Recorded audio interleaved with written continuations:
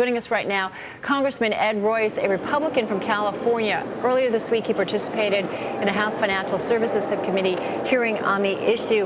Representative Royce, great to have you here on Bloomberg. Is there enough urgency, as Congressman Shelby suggested, in these plans?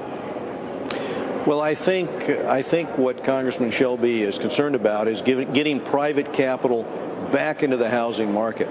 And long term, that's exactly what we need to do. I think that we now have a report from Treasury that agrees with the Fed's conclusion. That conclusion is that the government-sponsored enterprises, in fact, help create a bubble in the housing market. They do so because politicians get involved in the process and call for things like zero down payment loans, right, and push for lower underwriting standards with the idea that everybody should get a house, whether they can afford it or not.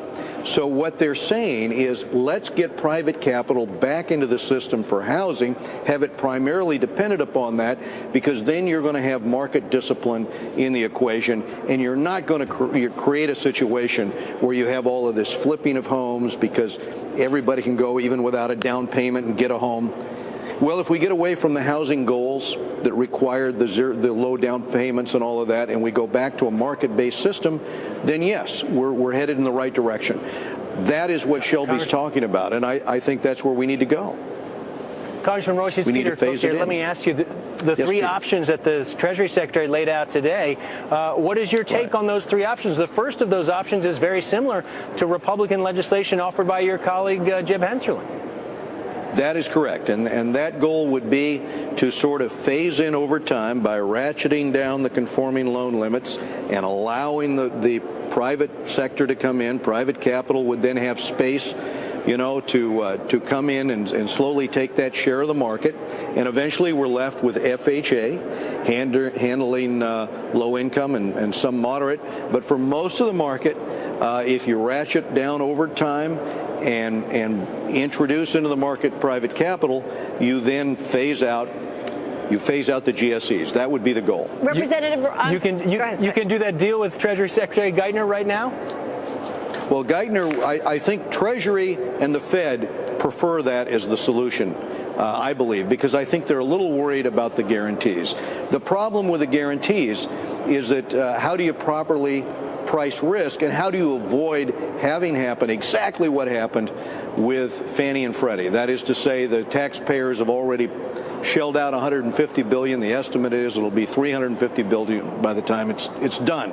So they would like a market-based system in order to sort of take care of this problem of the taxpayers paying for the losses with privatized profits for the GSEs and losses, for the public purse.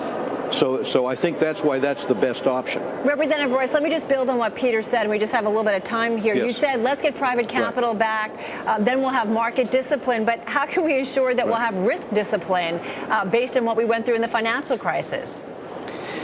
Because according to the Fed, a lot of the housing problems originated with the GSEs. Remember, they were doing the securitization of most of the loans, and in so doing, they were putting sort of the stamp of approval of the government. There was an implied government guarantee on that activity. At the same time, they were also holding $1.5 trillion of these loans in their mortgage portfolios. A lot of it was junk, like Countrywide. You couldn't sell that stuff in the market, but there were affordable housing goals on the GSEs, so they had to buy it and had to hold it.